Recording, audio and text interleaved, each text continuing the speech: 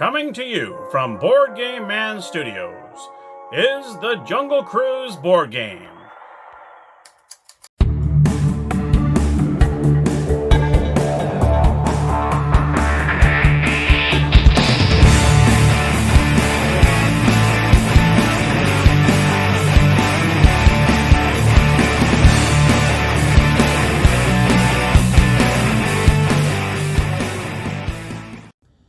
Hello everybody and welcome to the Gamers Table. Here is the Jungle Cruise game. We have made it, yes. Here is the lovely board. You can see I already have some things on it. I'm going to go over all the components with you. Here is the board. Here is the instruction booklet, which is really nice. They did a really good job on it, all nice in color. And it actually explains things pretty well. It looks like a lot, but once you kind of get the gist of it, it's actually not bad. So that's the instruction booklet that comes with it. Very nice. You also have the player tokens, which are the little Jungle Cruise boats. You get the 4 colors there. All right. I decided to go ahead and choose blue and green. I have the boats down here, so I'm going to put these 2 in the starting location. The other 2 go into the box. Each player will get their corresponding boat color. So you got red and yellow here. I have blue sitting here, and I have green sitting here that correspond to the boats here. So I'm going to go ahead and put these 2 in the box. Each boat has their own passengers. So each boat, you start off with 12 passengers. And how you know that, each one of these boats has a name on the bottom. So for instance, this is Congo Queen. This is Volta Val. You can see on the red, it's Nile Nelly. And on the yellow, it's Sankuru Sadie. So what you'll do is you'll look behind, like here's a picture of one of the passengers here. You can see on the back, it shows the name of the boat. So you're going to take, like for instance, and this is the Congo Queen, you're going to take all 12 of the Congo Queen passengers and put them in the boat. 12 is the maximum you can have at any time, either passengers or cargo. You're going to put 3 in each section. So you're going to have 3 in the stern section, you're going to have 3 in the starboard section, 3 in the center, and 3 in the port, okay, section. So you're going to have 12 is the maximum. You also have these Outpost Tokens. Now these Outpost Tokens are the actual cargo that you'll be picking up along the way. There's 3 different kinds of cargo. Let me show you here. One is like a shovel and some other stuff in there. This one has like a mask, and it's kind of cool. If you look close, you see Mickey ears, which I think is kind of cool. There's your hidden Mickey for the game. And then you have some bananas. So you're going to have 4 sets of 3. You're going to put there's 4 outposts in the game, and you'll see these little tents. This is where you're going to put the outposts. Each one of these are going to be completely different. So you're going to have these 3. It's the same 3 in each one of these. So you don't want any duplicates. Like these 3 are going to be the same. The bananas, the shovel, and the mask. You put all 3 of these, all 3 different ones in the outpost area. So there's 4 different ones. You're going to put those there. These are the clue cards. There's 4 of these. They look like little postcards. And what these are is these show the 4 different families' last names that are traveling with us today. Okay? One of these families, the owner of the company, the owner of the Jungle Cruise, she's going on vacation for a month. So she wants one of these families to take over the business while she's gone. Okay? So what you're going to do is you're going to kind of shuffle these up a little bit. You're going to shuffle these up.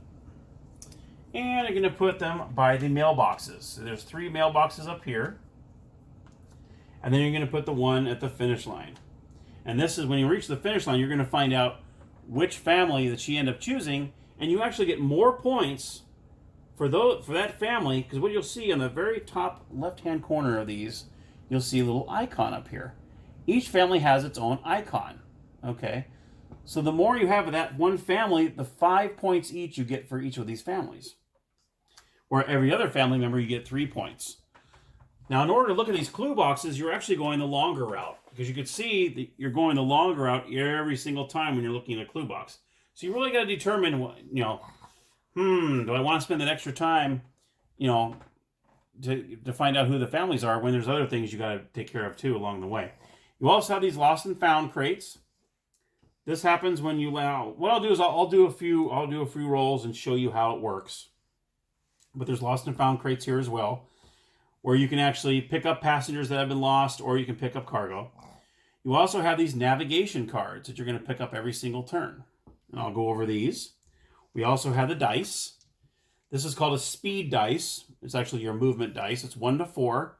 You actually have 2 2s and 2 3s on there. So that's pretty cool. And then you have the 3 hazard dice here. You see these have little exclamation points on them, and then there's blank spots. And we'll go over that in a moment. You also have these tip coins that you're going to put at the very end of the game. You'll have a 3 and a 2 and then 3 1s. So those will be at the end of the game. Every captain's going to get one of these. It's a skipper specialty card. You can use this card anytime during the game, and you can have there's different ones. So for here, it says whenever you would draw a lost and found token, you may choose to rescue a lost passenger instead. So it's something that you can use along the way that's good. You can either put them all face up and say, okay, captains, choose whichever one you want, or you can just kind of shuffle them and then you choose whatever one you want, whichever you want to do. It doesn't matter. So what we'll do is I'll just put one of each here. So I'll just put this for this one and this for this one. Okay, and then the other ones go into the box. Each player is going to get a warning flare. I'm going to tell you about this in one moment, but each player will get one of these. And that's pretty much the setup. I know it sounds like a lot, but it really isn't. Once you kind of put them all out there, it's good to go. So I'm going to go ahead and do a couple turns. I'm going to tell you what to do or show you how this works. There's going to be 4 different actions you're going to do per turn.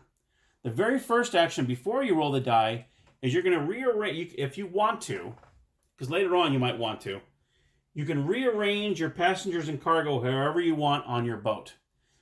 The hint is whatever's in the center are the safest. Okay? So especially if you're getting to kind of know what families you think you might want to put that family in the middle, that way they're safer. Because most of the hazards are going to be in the sides and the back. Okay, and most of the cards. You might have some centers, but most of the centers are safe. So just a little FYI. So if say you've been to these clue cards, you know who that family is, you might want to put those family members in the middle. Okay. But then again, you got to be a little careful too, because what happens is if another player sees you putting all one family in the middle, I can kind of figure out, because these are face up. Everybody can see your boats. I go, he's been to the clue cards. I haven't. That might be the family, and I can start putting that there too. So you gotta have to be a little sneaky about it. But before each and every turn, you can rearrange your boat however you want the cargo and or passengers, okay? The second thing you do on your turn after you rearrange your boats, now on the first turn you're not going to have anything to rearrange because your boat's full. So there's nothing to do on your very first turn. Is you're going to roll a die. You're going to roll a die, say you roll a 2, okay? You're actually going to start on the start button, okay, or the start section. You're not going to start with 1, 2. You're going to actually start here. You're going to go 1, 2. Now what you do is when you land on a dot, what you're going to do is you can pick up a lost and found token, okay? But in this case, you can't because you're maxed out. So the very first turn, you're not going to have anything to pick up. So, but in a normal turn, when you're kind of farther down, you're losing stuff and you got room, you can pick up a lost and found token, okay? Lost and found tokens would either be cargo, okay, or it can be a found passenger. So long when the game is going and stuff and you start losing passengers, they go off to the side of the board here and they're lost. They're technically lost in the jungle until they're found. You can actually pick up a passenger along the way too if you get one of these. Okay, so that's your second action. So the first action is rearranging. Second action is rolling the dice. And then you do whatever happens. And then the third one is your navigation cards. Your navigation cards, no matter what you roll, you're always going to pick up 4. Yeah, you're going to pick up 4 cards. Always going to take 4. Move the dice out of the way here. So you're going to take up 4 cards. Now let's see, put this in order here so we can see this. Okay. So what shows on the danger card is what side of the boat it's in danger. So in this case, it's going to be the starboard side, the right side. And the number of X's on the top here, which says danger, that's the danger meter. That's how many of these danger dice you have to roll. Now what happens is you draw 4 cards, but I rolled a 2. So you only have to do however many cards you rolled. Okay, so when I rolled 2 and I moved 2, I only have to do 2 of these 4 cards. So I can discard 2 of these and only do 2 of the actions that are on these. So obviously these 2 cards have 2 X's, but these 2 cards have 3. I might as well get rid of these, okay? Because these 3, the danger is a lot higher. And you can see this one's on the back of the boat, this one's on the right of the boat. So I'm going to go ahead and discard these 2, because I only have to do 2 of these. I'm going to put them face up in a discard pile, okay? So I'm going to have to take care of these 2 cards. This is the Pride of Lions. Now each card has a little joke down on the bottom, and I guess when you draw a card, you're supposed to read the joke. Like this one says, "Shh, don't disturb them. They could start an uproar." Dun dun dun. Okay. So what happens is you're going to roll 2 of the 3 dice here. These are the hazard dice here. So I'm going to move this out of the way, and you're going to roll these 2 dice. Ooh, 2. Okay. So what happens is I have to lose 2 items on that right of the boat. Now, since we're at the beginning of the boat and all I have is passengers, guess what? I'm going to lose 2 passengers because I rolled 2 of the exclamation points. So I'm going to discard this card, and bye-bye 2 passengers. They go off to the side of the board. Okay? And that's what happens, and that card is now fulfilled. Now I have the Python card. Let's see what the joke says on here. See that big python sitting in a tree? Hissing. First comes love, then comes asphyxiation. Ha ha ha ha. Okay, so what you're doing is now you're looking at the left side of the boat. And you have 2 X's, so you have to roll 2 dice on this one. So, let's see what happens on the left side of my boat. Okay, now I have 1, and then I have an empty one. That means I only lose 1 item to the left of my boat, the port side. So what I'm going to do is I'm going to discard this. I'm going to lose 1 passenger, and I'll put him over here. And that's your turn. Then you're done. Okay. Now let's go to blue. So blue's going to go here. We're going to. Oh, I'm sorry. I was losing blue's passengers. Whoop, that was green actually. Sorry, blue. I wasn't paying attention. You were right in front of me, and that's why I just started losing your people. So you lost 2 of his starboard and 1 on the left. So let's go. Let's do this right. Okay. So the green boat loses his people over here. There we go. I wasn't paying attention. Okay, now it's the blue boat's turn. Excuse me. So blue is going to roll a 4. It's going to go 1, 2, 3, 4. The blue boat's full. So first of all, he wasn't going to rearrange anything because his boat's full. Second of all, he rolled a 4. He can't really pick up a lost and found card because his boat's full, so we don't have anything to do with that. Now he's got to pick up 4 of these cards. Now what happens is, now that since I rolled a 4, I have to do all 4 of these cards. Now not all of these navigation cards are bad. Now you can see what I drew here. I drew 2 that are right side up, and I drew 2 that are landscape. If this ever happens, say for instance I rolled a 2, I'd only have to do 2 of the 4, but I have to do these cards first.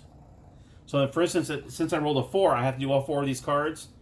These 2 must be done first. It doesn't matter what order. You choose whatever order you want. But these 2 have to be first before. Now say I had rolled a 1, then you just do 1 of these 2. Okay, and so on. So that's very important. These landscape ones always go first. So this one is ducks. I love that they included the ducks in this game. That's cool because if any of you go to Disneyland or even Walt Disney World, ducks are all over the place. We all love the ducks at Disneyland. This one says, rescue a lost passenger. That would be great if my boat wasn't full. So I can't do anything with that. I can't rescue any of those because my boat is full. So that's going to go in the discard pile. The second one is gentle stream. Pick up an extra lost and found token.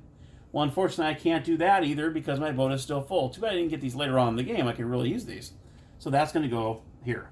Now, unfortunately, I had to do those first before these because I'm going to probably lose some passengers here. But unfortunately, you have to do those first. Let's go with the bathing elephant. This is Big Bertha.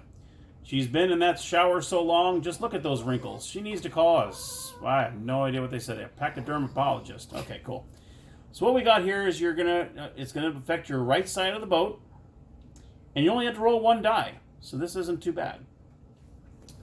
So we're gonna put this here. It's gonna be on the right side of the boat. We're only gonna roll 1 of these hazard die, and it's gonna be nothing. Woohoo!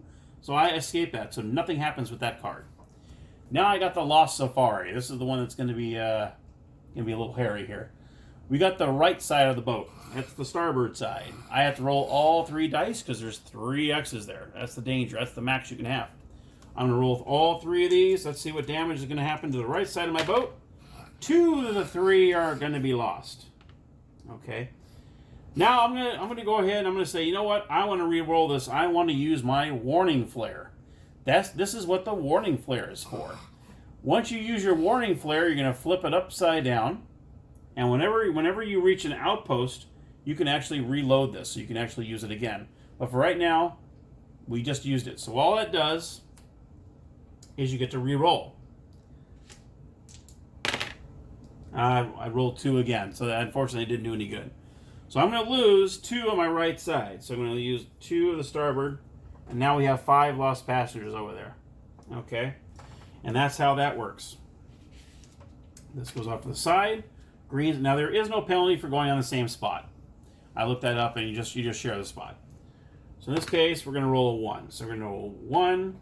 Now, does Green want to do anything with this boat? Nah, he doesn't really need to rearrange anything. He's good to go. So he rolled the 1. He moves 1. Just like last time. Now you can pick up a lost and found card if he wants to. So we're going to go ahead and choose this one. Found passenger. So what happens here is, since he found a passenger, this token is going to go out of the game. He's going to take it out. And he's going to take one of these passengers and put him in his boat. So Green is going to put him in the starboard side. Okay, there we go. So that's pretty good. Now you got the dreaded 4 cards. 1, 2, 3, and 4. Now the good thing is he only rolled a 1. So he only has to contend with 1 of these 4 cards. So let's see here. We've got, well, these are all 3s. This is the right side of the boat. Right side, right side. Shit, they're all on the right side. So I might as well go with the one with the 2 X's. So I'm going to discard these 3 cards face up. I'm going to deal with the Pride of Lions here. Now you see on the top I have 2 X's. I'm going to roll 2 of these. And only 1. I'm going to only use 1 of them. And this was the green boat. Yeah, so I'm going to go ahead and I might as well put that lost passenger I picked up and put him right back out there again. So this goes into that pile. Now when you roll up on an outpost, so say this time I rolled, and you always have to stop at the outpost. When you come across one, even if I'm here and I rolled a 3 or a 4 or a 2 and I'm only 1 space away, I always have to stop there. Okay, always. So say, like I said, say if I rolled a 4, I won a 1, you always have to stop here. Now after you rearranged your boat, if you had to, you rolled the die, you moved to the outpost. You can choose whether you want to choose a lost and found card, or you can pick up one of the outposts. But you cannot pick up this unless you choose to pick up an outpost card. If you want a piece of cargo, then this is the way to go. If you want to, you can either choose whatever one you want. In this case, I'm going to go ahead and choose one of these, and I get bananas. I'm going to put the bananas on my starboard side here. Okay, so now I have a piece of cargo on my board. Now I have to do the 4 cards. Now, I might have rolled a 4, but I only moved once. Okay, it's how many spaces you moved is how many of the cards you have to do. You always draw 4. Always draw 4 cards. But since I only moved 1 space, it doesn't matter what I rolled.